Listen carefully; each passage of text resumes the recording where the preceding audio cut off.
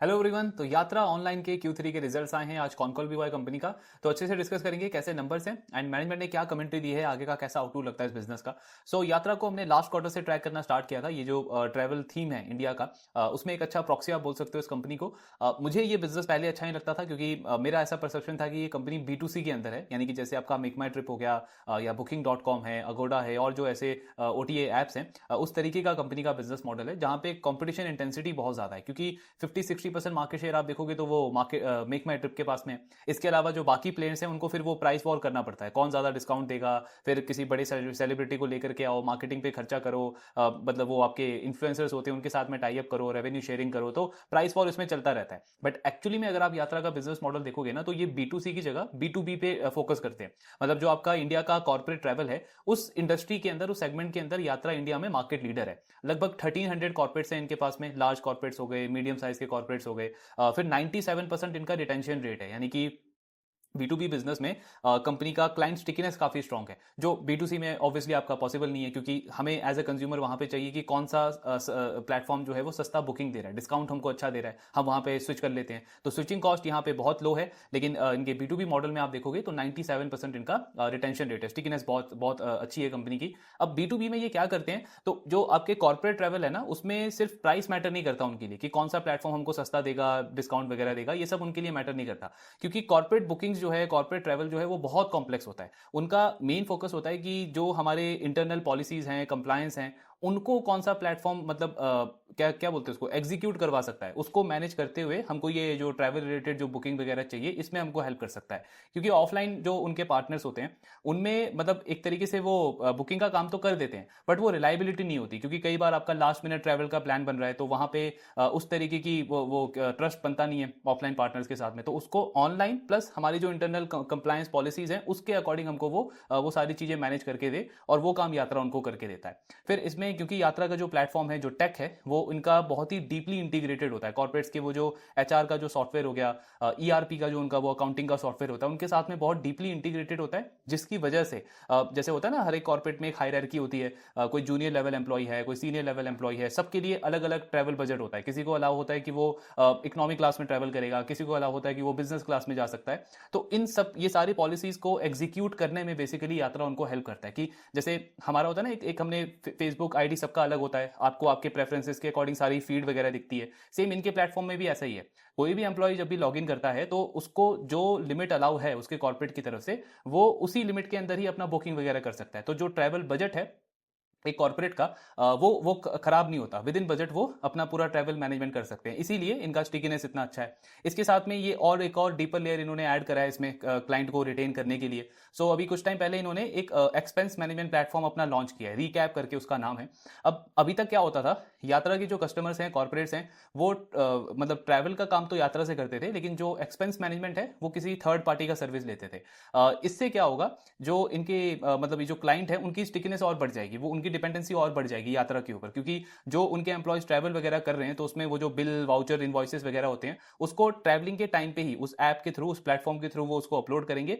And जो भी उसका अप्रूवल का वर्क फ्लो है, हायरार्की है, उससे होते हुए वो वही प्लेटफॉर्म के ऊपर अप्रूव हो जाएगा। तो ये सारी चीजें कंपनी प्रोवाइड करती है अपने कॉर्पोरेट क्लाइंट्स को, जिसकी वजह से आप देखोगे काफी अच्छी स्टिकीनेस है कंपनी की। प्लस एक और चीज ये करते हैं, माइस वाले सेगमेंट के अंदर भी ये डील करती है। माइस मतलब हो गया आपका मीटिंग, इंसेंटिव्स, कॉन्फ्रेंसेस, एग्जीबिशंस वगैरह। इसमें कंपनी ने लास्ट ईयर एक जो रामाकृष्ण फॉर्जिंग जो मैन्युफैक्चरिंग कंपनी है, उसकी सब्सिडरी है, उसको एक्वायर किया था, ग्लोब ट्रैवल करके उसका नाम है। तो वो कंपनी जो SMEs हैं उन पे ज्यादा फोकस करती है। यात्रा के जो मेन क्लाइंट्स है वो बड़े कॉर्पोरेट्स हो गए, मीडियम साइज के कॉर्पोरेट्स हो गए, उनको केटर करती है। तो एक अच्छी सिनर्जी बनी है। एंड यात्रा का टारगेट है कि अगले कुछ टाइम में ना, ये जो माइस वाला सेगमेंट है, इसमें टॉप 2 टॉप 3 प्लेयर इनको बनना है, और उसी के लिए इन्होंने ये एक्विजिशन वगैरह भी किया है। तो ये ओवरऑल इनका पूरा बिजनेस मॉडल है। अब इनके Q3 के नंबर्स देख लेते हैं कि ओवरऑल रिजल्ट इन्होंने कैसे रिपोर्ट करें। तो ग्रॉस बुकिंग अगर हम देखें कंपनी का, तो इसमें 21% की ग्रोथ है। ग्रॉस बुकिंग मतलब इनके प्लेटफॉर्म पे टोटल कितने वैल्यू की बुकिंग हुई है। फिर रेवेन्यू फ्रॉम ऑपरेशन, इसमें काफी स्लो ग्रोथ देखने को मिला है, सिर्फ 9% की ग्रोथ है। और ग्रॉस मार्जिन या रेवेन्यू लेस सर्विस कॉस्ट, इसमें 23% का ग्रोथ है। अब ये पूरा फ्लो समझते हैं एक बार। ग्रॉस बुकिंग का मतलब क्या हो गया कि इनके प्लेटफॉर्म पे एयरलाइन और होटल वगैरह की जो बुकिंग होती है, वो कितने अमाउंट की हुई है, तो उसमें हमको दिख रहा है 21% का ग्रोथ। रेवेन्यू फ्रॉम ऑपरेशन का मतलब क्या हो गया कि कंपनी का इसमें से रेवेन्यू कितना बना। एग्जाम्पल के लिए अगर 10,000 की बुकिंग हुई तो वो 10,000 यात्रा का रेवेन्यू नहीं है, उसमें से 1% 2% जो भी इनको कमीशन मिलता है वो इनका रेवेन्यू है, बाकी तो सारा इनको एयरलाइन कंपनी को देना है या होटल कंपनी को देना है। तो रेवेन्यू फ्रॉम ऑपरेशन में सिर्फ 9% की ग्रोथ है। अब एज अ शेयर होल्डर हमारे लिए इससे भी ज्यादा बेटर मेट्रिक जो है ना वो ये बन जाता है ग्रॉस मार्जिन या फिर रेवेन्यू लेस सर्विस कॉस्ट, क्योंकि ये जो रेवेन्यू फ्रॉम ऑपरेशन है ना इसमें बहुत सारे आपके डायरेक्ट इनडायरेक्ट फीस वगैरह इंक्लूड होते हैं। जैसे कई बार एयरलाइन कंपनीज इनको बोलती है कि अगर एक लिमिट से ज्यादा वॉल्यूम लेकर के आते हो ना, मतलब आपके प्लेटफॉर्म से अगर ज्यादा बुकिंग होती है हमारे एयरलाइन कंपनी के लिए तो हम आपको एक्स्ट्रा इंसेंटिव देंगे, यानी जो 2-3% कमीशन मिलता है उस पर 1-2% एक्स्ट्रा इंसेंटिव हम आपको देंगे। तो कंपनी कई बार क्या करती है यात्रा, वो थोड़ा सा कॉम्पिटिटिव रहने के लिए, अपने कस्टमर्स को और ज्यादा बेनिफिट देने के लिए वो जो इंसेंटिव है वो पास ऑन कर देते हैं अपने कॉर्पोरेट क्लाइंट्स को, ताकि क्लाइंट खुश रहे सेटिस्फाइड रहे। प्लस कई बार ऐसा भी होता है कि जो कैंसिलेशन चार्जेस होते हैं वो एयरलाइन कंपनी ज्यादा फी चार्ज करती है। एग्जाम्पल के लिए 2,000 फी चार्ज कर लिया एयरलाइन कंपनी ने, लेकिन यात्रा जो है वो अपने कॉर्पोरेट को मतलब उसमें से भी और ज्यादा बेनिफिट प्रोवाइड करता है ताकि क्लाइंट वही खुश रहे, हमसे सेटिस्फाइड रहे। तो ये सारे जो कॉस्ट होते हैं, प्लस एक जो एनडीसी करके एक प्लेटफॉर्म होता है जिससे एयरलाइन कंपनी के जो वो फेयर रेट होते हैं हर एक फ्लाइट के हर एक टाइमिंग का, वो बिल्कुल आपको लाइव दिखता है ऐसे ओटीए प्लेटफॉर्म के ऊपर। यात्रा हो गया, मेक माई ट्रिप हो गया, तो उनको भी फीस वगैरह देनी पड़ती है। तो वो सारा सर्विस कॉस्ट लेस करके आपका बनता है ये रेवेन्यू लेस सर्विस कॉस्ट। तो ये एक तरीके से ना हमको अर्निंग की क्वालिटी बताता है इस कंपनी की। सो इसमें अगर आप ग्रोथ देखोगे तो 23% के आसपास का है। देन एडजस्टेड इबिट्टा, बहुत अच्छी ऑपरेटिंग लेवरेज मिल रहा है इनको, 41% की ग्रोथ है। इबिट्टा में 64% का ग्रोथ है। नेट प्रॉफिट कंपनी का नीचे आया, 17% का डिक्लाइन है, इसको भी आगे देखेंगे क्या मेन रीजन है। देन क्लाइंट ऑनबोर्डिंग अगर हम देखें तो 40 न्यू क्लाइंट्स इन्होंने ऑनबोर्ड करे हैं Q3 के अंदर, एंड मैनेजमेंट का बोलना है कि लगभग 220 करोड़ का बुकिंग जो है वो हमारे प्लेटफॉर्म से ये कर सकते हैं। 220 करोड़ का बुकिंग अमाउंट हमारे प्लेटफॉर्म से आ सकता है इन क्लाइंट के थ्रू। देन सेगमेंट वाइज अगर हम इनका देखें तो एयर पैसेंजर वाला देखोगे, इसमें वॉल्यूम में 14% की ग्रोथ है और बुकिंग में 22% की ग्रोथ है, यानी कि रियलाइजेशन इंप्रूव हुआ है। टोटल पैसेंजर ने कितना बुकिंग किया 14%, और कितने वैल्यू का बुकिंग किया 22%। इसका मतलब क्या है कि जो रियलाइजेशन है या फिर आप बोलो कि थोड़े से महंगे टिकटें ज्यादा बुक हुई है इस क्वार्टर के अंदर। एयरलाइन में भी इनके मार्जिन आप देखोगे तो इंप्रूव हो रहे हैं, 9 मंथ्स में भी इंप्रूव हुआ है, Q3 ओवर Q3 भी इंप्रूवमेंट देखने को मिला है। प्लस होटल में भी ग्रोथ अच्छी है, 20-22% के आसपास की ग्रोथ है। और ग्रॉस मार्जिन इनके ना एयरलाइन वाले बिजनेस के कंपैरिजन में होटल में ज्यादा अच्छे मार्जिन है। ये भी एक रीजन है कि आप देखोगे यात्रा के पिछले कुछ टाइम में मतलब एक कंसिस्टेंट इंप्रूवमेंट दिखता है इनके मार्जिन के अंदर, प्रॉफिटेबिलिटी के अंदर, क्योंकि इनका जो ये बुकिंग मिक्स है, पहले एयरलाइन पे डिपेंडेंसी ज्यादा थी, लगभग 80% जो बुकिंग होती थी इनके प्लेटफॉर्म में वो एयर टिकट होता था।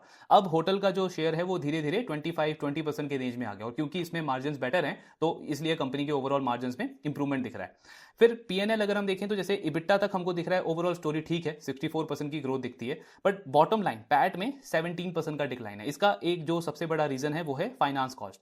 फाइनेंस कॉस्ट आप देखोगे कंपनी का वाई 65% से बढ़ गया है। इनफैक्ट क्वार्टर ऑन क्वार्टर भी 64% का इंक्रीज है कंपनी के फाइनेंस कॉस्ट के अंदर। सो लास्ट क्वार्टर हमने जब इसको डिस्कस किया था तब कंपनी का डेट कम हो रहा था, ये डीलिवरेजिंग फेज के अंदर थे और फाइनेंस कॉस्ट हम देख रहे थे कम होता जा रहा है। सडनली इस क्वार्टर में हमको फाइनेंस कॉस्ट में 65% का इंक्रीज देखने को मिला है। तो क्या रीजन है इसको भी अभी डिस्कस करेंगे। देन इसके अलावा आप देखोगे वो जो न्यू लेबर कोड है उसकी वजह से भी एक्सपेंसेस थोड़े से बढ़ गए हैं और कंपनी का जो प्रॉफिट है वो कम हुआ है। टैक्स एक्सपेंस भी एक रीजन है लास्ट ईयर के कंपैरिजन में, जिसकी वजह से जो बॉटम लाइन है नेट प्रॉफिट वो थोड़ा सा और इंपैक्ट हो गया है। हालांकि पीबीटी में भी 11% का डिक्लाइन देखने को मिला है। तो ये ओवरऑल नंबर्स हैं यात्रा ऑनलाइन के नंबर्स। मतलब अगर आप ग्रोथ के पॉइंट ऑफ व्यू से देखोगे तो Q3 थोड़ा सा वीक लगा है, स्पेशली वो रेवेन्यू वाला पार्ट देखें। हालांकि जो कोर प्रॉफिट है कंपनी का उसमें इंप्रूवमेंट का ट्रेंड कंटिन्यू है, Q1 में भी था, Q2 में भी है, और वो Q3 जो कि वीक क्वार्टर होता है फिर भी कंपनी का ओवरऑल प्रॉफिटेबिलिटी भी अच्छा परफॉर्मेंस दिखाया है। तो कॉल में सबसे पहले डिस्कस करते हैं कि रेवेन्यू ग्रोथ क्यों स्लो हुआ थर्ड क्वार्टर के अंदर। Q3 वैसे अगर आप ट्रैवल इंडस्ट्री के लिए देखोगे ना तो जो B2C वाला बिजनेस है कंज्यूमर वाला, उनके लिए तो अच्छा होता है, वो लोग ज्यादा ट्रैवल करते हैं, फेस्टिव सीजन होता है, फिर आपका वो हॉलीडेज काफी ज्यादा होते हैं, क्रिसमस न्यू ईयर वगैरह।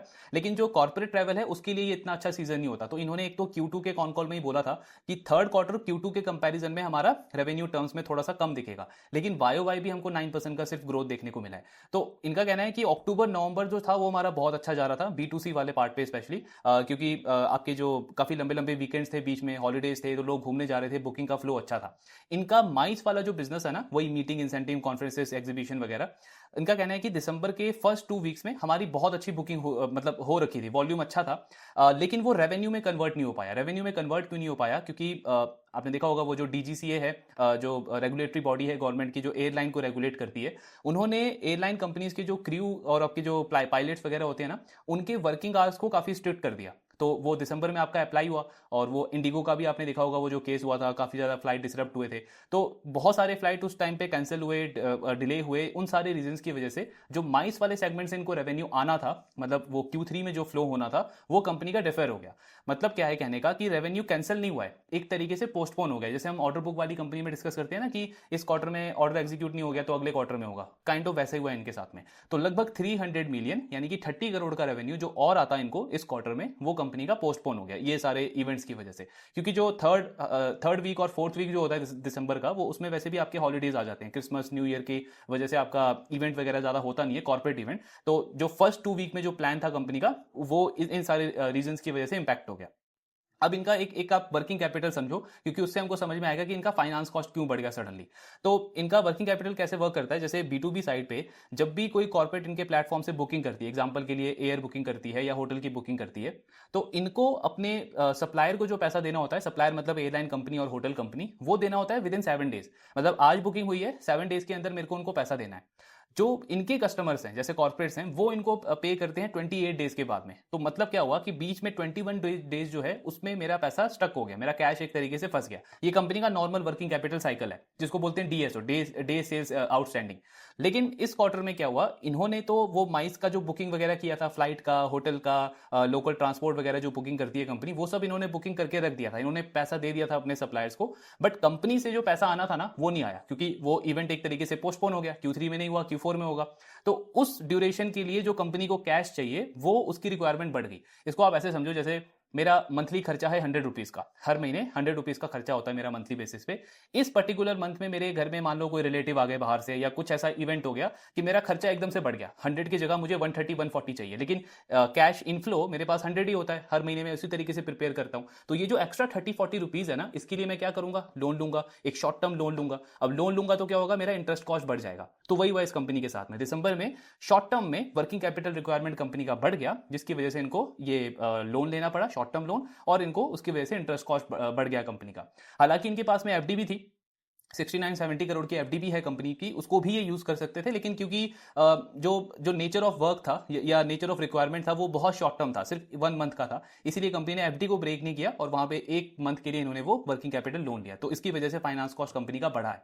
अब इसमें पॉइंट ये आता है कि क्या कोई ये स्ट्रक्चरल प्रॉब्लम है बिजनेस के साथ में? नहीं। क्यों? क्योंकि जैसे ही ये डिस्ट्रप्शन वाला फेज गया ना, मतलब फ्लाइट वापस से नॉर्मल तरीके से जाने लग गए, टाइम से जाने लग गए, तो जो कंज्यूमर का जो फ्लो था, जो वॉल्यूम था, वो वापस आ गया। सिर्फ यात्रा नहीं, आप बाकी ट्रैवल कंपनीज को भी सुनोगे, जो एयरलाइन कंपनीज है उनकी भी कमेंट्री सुनोगे, वो भी सेम चीज कह रहे हैं कि जैसे ही 3rd वीक 4th वीक में जो फ्लाइट्स हैं वो नॉर्मल हुई, तो जो पैसेंजर का वॉल्यूम है उसमें हमको वापस से ग्रोथ देखने को मिल गया। तो कोई ऐसा डिमांड में स्लो डाउन नहीं है ट्रैवल के अंदर, सिर्फ एक शॉर्ट टर्म ऑपरेशनल डिसरप्शन था, जिसकी वजह से ग्रोथ कंपनी की स्लो हुई है। तो ऐसा नहीं है कि कंपनी की ग्रोथ घट गई, कंपनी खराब हो गई, ऐसा नहीं है, सिर्फ एक वन ऑफ आप बोल सकते हो।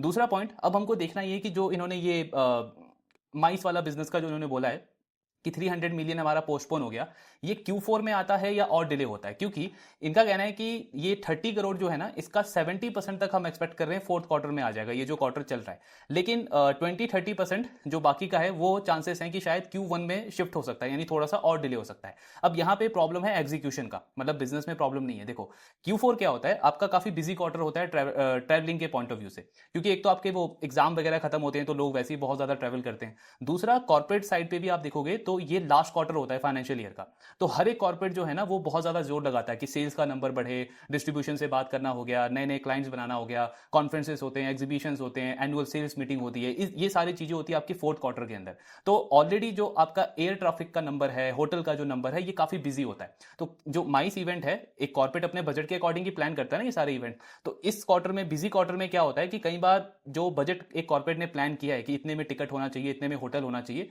वो चीज नहीं होता है। या तो आपको आपको सीट्स नहीं मिलते, होटल के अंदर रूम्स नहीं मिलते, अगर मिलते भी हैं तो उनके प्राइसेस बढ़ जाते हैं जब भी इस तरीके का क्वार्टर होता है। तो कंपनी कह रही है इसीलिए चांसेस हैं कि शायद 70% यानी कि 30 करोड़ में से 21-22 करोड़ इस क्वार्टर में हम एग्जीक्यूट कर लें, और बाकी का शायद थोड़ा सा और डिले हो सकता है Q1 के अंदर। तो ये प्रॉब्लम कोई खराब नहीं है बिजनेस के लिए, अच्छी प्रॉब्लम है, क्योंकि वॉल्यूम ज्यादा बढ़ गया, उसको मैनेज करने में प्रॉब्लम हो रहा है। डिमांड ज्यादा होने का प्रॉब्लम है, डिमांड कम होने का प्रॉब्लम नहीं है। तो वो समझना है हमको। बाकी जब इनका Q4 का रिजल्ट आएगा तब हमको पता चल जाएगा कि एग्जैक्टली इन्होंने इसमें से कितना एग्जीक्यूट किया है। तो ये ओवरऑल इसका रीजन है। फिर कंपनी का न्यू क्लाइंट ऑनबोर्डिंग अगर हम देखें तो 40 के आसपास न्यू क्लाइंट्स इन्होंने ऑनबोर्ड करे हैं। और एक और चीज़ है इसमें, जैसे कॉर्पोरेट ट्रैवल इनका थोड़ा सा इंपैक्ट हुआ, उसके बाद भी हमने देखा जो एयर बुकिंग वाला बिजनेस है, इवन जो होटल बुकिंग वाला बिजनेस है, उसमें ठीक ठाक ग्रोथ दिखा है, वॉल्यूम में भी एंड वैल्यू में भी। तो कंपनी कह रही है इस क्वार्टर में जो B2C वाला बिजनेस है ना इनका, उसने बहुत अच्छा किया है। B2C वाले बिजनेस पे पिछले कुछ क्वार्टर से यात्रा ने अपना एफर्ट काफी कम कर दिया था। एफर्ट इन द सेंस की मार्केटिंग के ऊपर, प्रमोशन देना, डिस्काउंट करना, मतलब इनका कहना था वो ना यूनिट इकोनॉमिक उसका सही नहीं बन रहा। हमको वो प्राइस वॉर के अंदर नहीं जाना बाकी प्लेयर्स के साथ में कि जो ज्यादा डिस्काउंट देगा उसके पास वो कस्टमर आए, नहीं, हम ग्रोथ सैक्रिफाइस करने के लिए रेडी हैं, लेकिन वो बिजनेस हमको प्रॉफिटेबल चाहिए। इस क्वार्टर में क्या हुआ, जितनी भी बुकिंग्स आई है कंपनी की B2C बिजनेस से, वो सारी की सारी प्रॉफिटेबल हुई है। तो उससे इनको वो एयर बुकिंग में, होटल बुकिंग में हेल्प मिला है। प्लस इन्होंने कॉर्पोरेट साइड पे भी, जैसे हमने लास्ट क्वार्टर में देखा, लगभग 60 क्लाइंट्स इन्होंने ऑनबोर्ड करे थे Q1 प्लस Q2 के अंदर, पूरे फर्स्ट हाफ के अंदर। तो वो जो नए कॉर्पोरेट्स आए हैं उन्होंने भी थोड़ा बहुत बुकिंग किया इनके प्लेटफॉर्म पे। इन सारी चीजों की वजह से रेवेन्यू तो कम हुआ है, लेकिन बुकिंग में ग्रोथ हमको अच्छी देखने को मिली कंपनी से थर्ड क्वार्टर के अंदर। फिर कंपनी का B2C का, वही B2C में आगे कंपनी प्लान कर रही है जो आपके ये एफिलिएट पार्टनर्स होते हैं ना, जैसे कई सारे ट्रैवल ब्लॉग होते हैं, ब्लॉगर्स होते हैं, उनके साथ में टाई अप करना, कुछ आपके ये इन्फ्लुएंसर्स होते हैं, उनके साथ में टाई अप करना, बैंक के जो कार्ड्स होते हैं ट्रैवल रिलेटेड, उसके साथ में टाई अप करना, उन सारे चैनल्स के थ्रू कंपनी फोकस कर रही है कि लो मार्केटिंग से ज्यादा कंज्यूमर को हम लेकर के आए। प्लस अपने SEO पे भी काम कर रहे हैं। SEO यानी कि जो अगर आप एज अ कंज्यूमर गूगल पे सर्च कर रहे हो ट्रैवल के रिलेटेड कुछ भी, तो उसमें यात्रा का जो वेबसाइट है, प्लेटफॉर्म है, वो आपको ऊपर दिखना चाहिए। तो इन सारी चीजों से इनका फोकस है कि प्रॉफिटेबली वॉल्यूम लेकर के आए, ना कि हम अपने मार्जिन को सैक्रिफाइस करें। तो ये सारी चीजें कंपनी कर रही है। फिर इनका जो एक्सपेंस मैनेजमेंट का प्लेटफॉर्म है रीकैप वाला, उसमें कंपनी ने इस क्वार्टर में 8 न्यू क्लाइंट्स को ऑनबोर्ड करा है। अब अच्छी चीज क्या है, इन 8 क्लाइंट्स में से जो 6 हैं वो न्यू क्लाइंट्स हैं, मतलब वो ऑलरेडी इनके साथ में ट्रैवल प्लेटफॉर्म या ट्रैवल रिलेटेड सर्विसेज नहीं ले रहे हैं। ये सारे के सारे 6 क्लाइंट्स इन्होंने न्यू ऑनबोर्ड करे हैं। सो कंपनी का कहना है कि ये जो प्लेटफॉर्म हमारा आया है ना, इसने जो एक बीच में लूप था उसको क्लोज कर दिया है। मतलब आप समझो, जैसे हमने डिस्कस किया ना कि अभी तक क्या हो रहा था कि जो कॉर्पोरेट है वो ट्रैवल के रिलेटेड सारे सर्विसेज यात्रा से ले रहा है, लेकिन जो उसको एक्सपेंस मैनेज करने के लिए जो प्लेटफॉर्म चाहिए वो थर्ड पार्टी का कर रहा है। इससे क्या हो गया, ये रिकैप वाले प्लेटफॉर्म से क्या हो गया, कंपनी पूरा कंप्लीट इंटीग्रेटेड जो सर्विस है वो प्रोवाइड कर रही है। यानी कि आपके पॉलिसी कंप्लायंस से लेकर के आपका ट्रैवल मैनेजमेंट से लेकर के उसका एक्सपेंस यानी कि उसका ऑडिट ट्रेल, एक एक चीज को ट्रैक करना, वो सब हम आपको प्रोवाइड कर रहे हैं इन हाउस। तो कंपनी कह रही है इसका एक्सेप्टेंस बढ़ता जा रहा है। और ये जो 6 न्यू क्लाइंट्स हमने ऑनबोर्ड करे हैं, ये एक तरीके से हमको वैलिड प्रूफ दे रहा है कि ये प्लेटफॉर्म की जो सर्विस है, जो ये चीजें सर्विस करता है, रिक्वायरमेंट फुलफिल करता है कॉर्पोरेट की, वो काफी मतलब मार्केट उसको एक्सेप्ट कर रहा है। क्योंकि ये जो 6 कॉर्पोरेट्स हैं ये हमारे साथ में कोई ट्रैवल का काम नहीं कर रहे अभी तक, ये सिर्फ हमारे लिए ये एक्सपेंस मैनेजमेंट प्लेटफॉर्म के लिए ऑनबोर्ड हुए हैं। तो आगे चल के क्या होगा, हमारा जो ट्रैवल वाला बिजनेस है वो भी हम इनको सेल करेंगे, क्रॉस सेल बोलो, अपसेल बोलो, तो हमारा ओवरऑल मोनेटाइजेशन बढ़ेगा। सेम आप ऐसे समझो जैसे केन्स वो कर रहा है ना, पीसीबी की फैक्ट्री लेकर के आ रहा है, उस तरीके से समझो उसके एग्जांपल से कि उनको जब पीसीबी का ऑर्डर मिलेगा, पीसीबी मैन्युफैक्चर करने का, तो वो ऑर्डर का साइज छोटा होगा, मान लो 100 करोड़ का होगा, लेकिन पीसीबी मैन्युफैक्चरिंग का ऑर्डर जो है वो उनको ईएमएस के अंदर भी ऑर्डर दे देगा, क्योंकि क्लाइंट प्रेफर करता है कि एक चीज के लिए मैं एक ही वेंडर रखूं, एक ही सप्लायर रखूं, मल्टीपल सप्लायर से मेरे को डील नहीं करना। सेम इनके केस में भी है।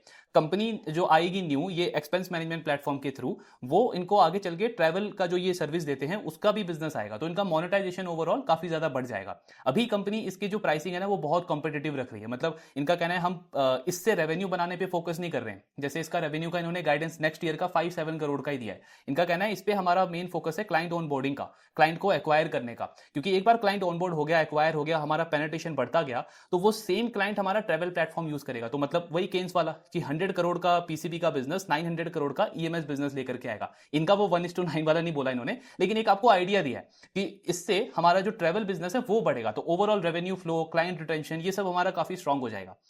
देन एआई पे बहुत इनको मतलब क्वेश्चन पूछा गया कि जैसे एआई का यूज केस आप देखोगे तो कॉर्पोरेट्स में बढ़ता जा रहा है। आज के टाइम पे कॉर्पोरेट मतलब हर एक डिपार्टमेंट में वो कोशिश कर रहे हैं कि एआई का यूजेस हम बढ़ाएं, हमारा खर्चा बढ़ जाए और जो सप्लायर्स हैं, वेंडर्स हैं, उन पे डिपेंडेंसी कम हो जाए। तो क्या कल को चल के ये रिस्क है कि कोई कॉर्पोरेट अपना खुद का एआई मॉड्यूल बना ले, इस तरीके का ये ट्रैवल के रिलेटेड, ट्रैवल मैनेजमेंट के रिलेटेड, तो उसको यात्रा की नीड खत्म हो जाएगी। सो इन्होंने बहुत अच्छे से इसको एक्सप्लेन किया। इनका कहना है एआई का जो रिस्क है ना वो B2C वाले साइड पे ज्यादा है, क्योंकि B2C वाले साइड पे आपको स्टैंडर्डाइज सर्विस देनी है। हर एक कस्टमर को, मतलब हर एक कंज्यूमर को दो ही चीजें चाहिए। पहला कि जो वो सर्च कर रहा है वो उसको जल्दी मिल जाए, दूसरा सस्ता मिले। तो कस्टमर की नीड सिर्फ दो ही है B2C वाली साइड पे। वहां पे एआई जो है वो चैलेंज मतलब एक दे सकता है, जो आपकी ये B2C रिलेटेड जो OTA कंपनी है। लेकिन जो B2B वाला साइड है ना, कॉर्पोरेट ट्रैवल वाला, वहां पे एआई मतलब रिस्क से ज्यादा हमारे लिए एक अपॉर्चुनिटी है। ऐसा क्यों है? कंपनी का कहना है कि B2B में, कॉर्पोरेट ट्रैवल में, सिर्फ उनको सस्ता नहीं चाहिए, उनको सिर्फ सर्च इंजन नहीं चाहिए कि वो जल्दी से बता दे कि कहाँ के रूट की क्या प्राइसेस हैं, कहाँ पे रूम अवेलेबल है, ये सब उनको करके दे दे। नहीं, यहाँ पे हर एक कॉर्पोरेट को कस्टमाइज सर्विस चाहिए। और मतलब कस्टमाइजेशन भी आपको बहुत बड़े स्केल के ऊपर चाहिए। जैसे हमने स्टार्टिंग में डिस्कस किया ना, जो इनका बिजनेस मॉडल है कि पूरा टेक जो है यात्रा का वो काफी डीपली इंटीग्रेटेड है एक कॉर्पोरेट के HR सिस्टम से, उनके ERP सिस्टम से। तो उनके जो पॉलिसीज, कंप्लायंस होते हैं, उनको फॉलो करवाना, एग्जीक्यूट करवाना, वो यात्रा के पास में वो एडवांटेज है। एक एआई वो नहीं कर सकता, क्योंकि हर एक कॉर्पोरेट का जो पॉलिसी कंप्लायंसेस हैं वो बिल्कुल अलग होते हैं। जैसे इन्होंने एग्जांपल से बोला कि आप अज्यूम करो कोई एक कॉर्पोरेट है जिसका जो ट्रैवल का स्ट्रक्चर है वो काफी सिंपल होता है। एग्जांपल के लिए उनके जो सीनियर एम्प्लॉइज हैं उनके लिए उन्होंने लिमिट अलाउ कर दी 10,000 की, जूनियर के लिए लिमिट अलाउ कर दी 5,000 की। तो उनका बहुत सिंपल स्ट्रक्चर है। फिर दूसरी कैटेगरी के कॉर्पोरेट्स होते हैं हमारे पास में, जिसमें कॉम्प्लेक्सिटी का लेवल थोड़ा सा बढ़ जाता है। कहने का मतलब क्या हो गया कि वहां पे ये सीनियोरिटी के अलावा सिटी वाइज भी अलग अलग प्राइसिंग होती है। जैसे अगर एक एम्प्लॉय दिल्ली में ट्रैवल कर रहा है तो उसका होटल बजट हो जाएगा मैक्सिमम 6,000। मुंबई में ट्रैवल कर रहा है तो उसका मैक्सिमम बजट हो जाएगा 10,000। तो हमको जो प्लेटफॉर्म है ना वो उस तरीके से कस्टमाइज करके देना पड़ता है इस कॉर्पोरेट को। फिर एक थर्ड कैटेगरी का कॉर्पोरेट होता है जिसमें कॉम्प्लेक्सिटी का लेवल और ज्यादा हाई हो जाता है, जिसमें आपको अप्रूवल भी चाहिए होता है अलग अलग ट्रैवल प्लान के लिए। डोमेस्टिक में अगर आपको किसी सिटी में ट्रैवल करना है, वहां पे इंटरनल हायरार्की जो है उससे आपको अप्रूवल चाहिए। अगर आपका इंटरनेशनल प्लान है उसके लिए भी एक अलग आपको अप्रूवल चाहिए। और डिपार्टमेंट वाइज भी वहां पे कई कई सारे कॉर्पोरेट्स में होता है। जैसे सेल्स टीम है, उनका ट्रैवल का बजट एनुअल 2 करोड़ है। कोई HR की टीम है, उनका बजट 1 करोड़ है। तो हर एक कॉर्पोरेट में आपको वो कस्टमाइजेशन देना होता है। वो एआई नहीं कर सकता। वो हम इसलिए कर सकते हैं क्योंकि हम इतने सालों से उसका मतलब उस कॉर्पोरेट्स के साथ में काम कर रहे हैं, उनके पॉलिसीज, कंप्लायंसेस के अकॉर्डिंग हमने ये पूरा प्लेटफॉर्म बनाया है। तो B2C वाले साइड पे बहुत ईजी है कि एआई आके उसको चैलेंज कर सकता है, लेकिन जो B2B वाला पार्ट है उसमें हम काफी तरीके से सेफ है। इनफैक्ट इनका कहना है एआई का हम यूज कर रहे हैं इन सारे यूज केसेस को और ज्यादा एनहांस करने के लिए, कॉर्पोरेट्स को और ज्यादा वैल्यू ऐड करने के लिए। जैसे एम्प्लॉय का जो डेटा है हमारे पास में, इतना सारा डेटा है जो एआई के पास में नहीं है, तो उस डेटा के थ्रू हम काम कर रहे हैं पर्सनल एक्सपीरियंस के ऊपर। जैसे हमको अच्छे से पता है कि एक कॉर्पोरेट का कौन सा एम्प्लॉय जो है वो किस तरीके के फ्लाइट लेना पसंद करता है, कौन सी एयरलाइन के साथ वो ज्यादा ट्रैवल करता है, होटल अगर वो बुक करता है तो किस कैटेगरी के होटल वो ज्यादातर बुक करता है। किसी होटल के साथ में जैसे ताज हो गया, मैरियट हो गया, कोई उसका लॉयल्टी रिवॉर्ड पॉइंट चल रहा है, नहीं चल रहा है, ये सारा डेटा हमारे पास में है। तो जब भी वो लॉग इन करेगा हम उसके अकॉर्डिंग उसको ये सारे प्रेफरेंसेस दिखाएंगे। फिर दूसरे साइड पे हम कॉर्पोरेट्स को और हेल्प कर सकते हैं कॉस्ट सेविंग के अंदर। जैसे एआई से यूज करके हम प्रिडिक्टिव एनालिटिक्स उनको दे सकते हैं कि आगे चल के अगर मतलब कोई ऐसा रूट है जहां पे प्राइसेस जो है वो बढ़ सकते हैं तो आपको एडवांस में बुकिंग कर लेना चाहिए। कॉर्पोरेट का वहां पे कॉस्ट सेविंग होगा। दूसरी तरफ हम प्रोडक्टिविटी भी उनको और बढ़ा सकते हैं। जैसे फॉर एग्जाम्पल अगर हमें एआई के थ्रू पहले से पता चल जाए कि कौन से रूट में जो है आपका वो वेदर खराब होने वाला है, कहाँ पे पॉलिटिकली थोड़ी सी प्रॉब्लम होने वाली है, जहां पे एम्प्लॉय जिस पर्पज से वहां पे मीटिंग करने जा रहा है वो उसका फुलफिल नहीं होगा, तो ये सारे एनालिटिक्स वगैरह हम एआई के थ्रू, मतलब अभी कंपनी काम कर रही है कि वो कॉर्पोरेट्स को प्रोवाइड करेगी। तो उनका कॉस्ट सेविंग भी होगा, प्रोडक्टिविटी भी बढ़ेगा। एंड इसलिए कंपनी कह रही है कि एआई हमारे लिए रिस्क नहीं है, एक बहुत बड़ा एडवांटेज है। बाकी इनका गाइडेंस वगैरह इन्होंने मेंटेन रखा है। मतलब जो इन्होंने रेवेन्यू का और ये इबिटा का जो गाइडेंस दिया था FY26 का, उसका 80% लगभग इन्होंने कर लिया, 9 मंथ्स में कर लिया है। तो Q4 अगर इनका इतना स्ट्रांग नहीं भी हुआ फिर भी ओवरऑल गाइडेंस तो कंपनी अचीव कर ही लेगी। रेवेन्यू का गाइडेंस इन्होंने पहले 20% दिया था, उसको रिवाइज करके इन्होंने 22-23% दिया है। इबिटा का पहला गाइडेंस था 30% ग्रोथ का, अब कंपनी का 37% का ग्रोथ का गाइडेंस है। तो वो गाइडेंस इन्होंने मेंटेन रखा है। बाकी ओवरऑल अगर आप ग्रोथ का आउटलुक देखोगे तो ग्रॉस बुकिंग वाला जो इनका सेगमेंट है ना, उसमें कंपनी अर्ली 20 का ग्रोथ एक्सपेक्ट कर रही है एटलीस्ट नेक्स्ट 2-3 ईयर्स के लिए। अब ये ग्रोथ कहां से आएगा? 15 से 20% का ग्रोथ कंपनी का कहना है हमारा एयरलाइन वाले सेगमेंट से आएगा, क्योंकि उसमें हमारा मार्केट शेयर ऑलरेडी काफी हाई है। तो 15-20% की ग्रोथ उसमें आएगी। जो होटल वाला सेगमेंट है उसमें मार्केट शेयर थोड़ा कम है, तो उसमें ग्रोथ फास्ट होगी, 25% के आसपास की ग्रोथ उसमें आएगी। तो अर्ली 20s में ग्रोथ ही एक्सपेक्ट कर रहे हैं बुकिंग में। इसका सिंपल सा मतलब होगा कि जो रेवेन्यू है कंपनी का वो भी लगभग यही 25 से 30% के रेंज में ग्रो कर सकता है। मिनिमम 25% का ग्रोथ आप अज्यूम कर सकते हो बिजनेस के अंदर नेक्स्ट 2-3 ईयर्स में। बट जो प्रॉफिटेबिलिटी है, जो अर्निंग है कंपनी की, उसमें बहुत आराम से एटलीस्ट नेक्स्ट 2 ईयर्स तक 30 से 40% के रेट पे कंपनी ग्रो कर सकती है। क्यों? जैसे हमने लास्ट क्वार्टर में डिस्कस किया था, इनका टारगेट है ग्रॉस प्रॉफिट टू इबिट्टा जो है ना, कि कितना ग्रॉस प्रॉफिट मेरा इबिट्टा में कन्वर्ट हो रहा है, उसको 50-60% तक लेकर के जाना है। जैसे अभी क्या हो रहा है, अगर ये 100 रुपीज का रेवेन्यू अर्न कर रहे हैं, उसका 1.1 से 1.2 तक ना आपके इबिट्टा तक में आ रहा है। कंपनी इसको 1.5 तक लेके जाना चाह रही है, यानी कि 25 से 30% का मार्जिन एक्सपेंशन कंपनी एक्सपेक्ट कर रही है टिल FY28। FY26 तो ऑलमोस्ट कंप्लीट हो गया, अगले 2 साल के अंदर। इसका मतलब क्या है कि मैं सेम रेवेन्यू पे, मान लो मेरा रेवेन्यू ग्रो नहीं करता है, फिर भी 25 से 30% मेरा मार्जिन एक्सपैंड होगा, मेरी प्रॉफिटेबिलिटी बढ़ेगी। और जब रेवेन्यू ग्रोथ मेरा आएगा 25% का, जो मैनेजमेंट ने गाइडेंस दिया है 20 से 25%, तो अर्निंग ग्रोथ तो ऑटोमेटिकली मेरी बढ़िया हो जाएगी ना, 30 से 40% का अर्निंग ग्रोथ हो जाएगा। तो ये ओवरऑल गाइडेंस है और बिल्कुल उसके अकॉर्डिंग कंपनी ने परफॉर्मेंस किया है। मतलब जो 9% का आप रेवेन्यू ग्रोथ देख रहे हो वो गलत मैट्रिक है पूरा। अगर आप मैट्रिक्स देखोगे कंपनी के, ग्रॉस बुकिंग देखो, एयरलाइन बुकिंग देखो, होटल बुकिंग देखो, मार्जिन, प्रॉफिटेबिलिटी सबसे इंपॉर्टेंट उसको देखो, तो उन सारी चीजों में कंपनी बिल्कुल ऑन ट्रैक है। बाकी एक और इंपॉर्टेंट चीज जो हमने लास्ट क्वार्टर में डिस्कस किया था कि रोसी का इंप्रूवमेंट। तो इस कंपनी का पहले वो कैश फ्लो का प्रॉब्लम था, कैश फ्लो नेगेटिव था। फर्स्ट हाफ में हमने देखा कैश फ्लो पॉजिटिव हुआ और आगे का इन्होंने कमेंट्री बहुत अच्छा दिया। इन्होंने अभी क्या करना यूज किया है, जो आपके ये बैंक के जो क्रेडिट कार्ड होते हैं ना, वो कॉर्पोरेट ट्रेवल के साथ में ये यूज कर रहे हैं। तो अभी तो क्या होता है कि इनको 21 डेज का मतलब खुद पैसा इनका फंस जाता है बीच में, सप्लायर को पहले देना है, कस्टमर से बाद में आएगा। ये जो क्रेडिट कार्ड है, इसका पेनिट्रेशन जैसे जैसे आगे बढ़ेगा, उससे कंपनी का खुद का वर्किंग कैपिटल का रिक्वायरमेंट कम होता जाएगा। तो ऑटोमेटिकली जो मेरा कैपिटल एम्प्लॉयड है, जो मेरे को इन्वेस्टमेंट लगाना पड़ रहा है बिजनेस को रेवेन्यू लाने के लिए, उसकी रिक्वायरमेंट कम होती जाएगी, तो रोसी मेरा बढ़ेगा। रोसी हालांकि लास्ट ईयर इनका 4-5% था, अभी 9 मंथ्स में आप देखोगे तो 5-6% के रेंज में। इस साल के एंड तक इनका टारगेट है 7% तक हम पहुंच जाएंगे। देन नेक्स्ट ईयर तक FY27 तक ये 13-14% तक होगा। तो ऑटोमेटिकली किसी भी बिजनेस का अगर रोसी बढ़ता है, प्रॉफिटेबिलिटी बढ़ती है, तो री रेटिंग का पोटेंशियल उसका और ज्यादा बढ़ जाता है। तो उस पाथ पे यात्रा लग रहा है। हाँ, इस क्वार्टर में यहाँ पे थोड़ा सा मतलब इन्होंने अंडर परफॉर्म किया है, पर उसका रीजन भी है, क्योंकि इस क्वार्टर में आप देखोगे तो वो जो कार्ड वाला है ना, कॉर्पोरेट कार्ड, उसका पेनिट्रेशन बढ़ा नहीं है। लेकिन क्यों नहीं बढ़ा? क्योंकि वो ऑपरेशन इश्यू हो गए, मतलब आपकी फ्लाइट डिसरप्ट हो गई, तो इनका सारा फोकस चला गया कि कॉर्पोरेट के ट्रैवल को कैसे मैनेज किया जाए, जो एग्जीक्यूशन डेट है उसमें इनको कैसे अरेंज करके दिया जाए। तो वहां पे कंपनी का फोकस ये कार्ड पेनिट्रेशन से थोड़ा सा हट गया। लेकिन इसको हमको ट्रैक करना है और गाइडेंस इन्होंने मेंटेन रखा है कि रोसी आगे चल के इंप्रूव होगा। तो रोसी इंप्रूव होगा, अर्निंग ग्रोथ होगा, तो ऑब्वियसली आपका पी रेटिंग का चांस बनता है। तो वही जो हमने डिस्कस किया था कि अगर ट्रैवल रिलेटेड मुझे ये थीम प्ले करना है, तो यात्रा उसमें एक अच्छा मॉडल लगता है। स्टैगर्ड अप्रोच यहाँ पे बेस्ट है। पहले तो हालांकि मार्केट ने इसको डीरेट कर दिया था, आप देखोगे 180, 190 से 140, 150 तक चला गया था। लेकिन आज जब मैनेजमेंट का कॉन कॉल हुआ, तो वापस से हमको स्टॉक में भी एक अच्छा रिवॉर्ड देखने को मिला 9-10% के आसपास का। अभी भी आप देखोगे तो 40-41 का पी है, फॉरवर्ड पी देखोगे वो और अच्छा आ जाता है, और 30-40% का अर्निंग ग्रोथ बनता है। तो ओवरऑल आउटलुक अच्छा है। बाकी यहाँ अपना रिस्क रिवॉर्ड देख करके हमको डिसाइड करना है। आपके जो डाउट्स हैं शेयर करते रहिए। Thank you very much.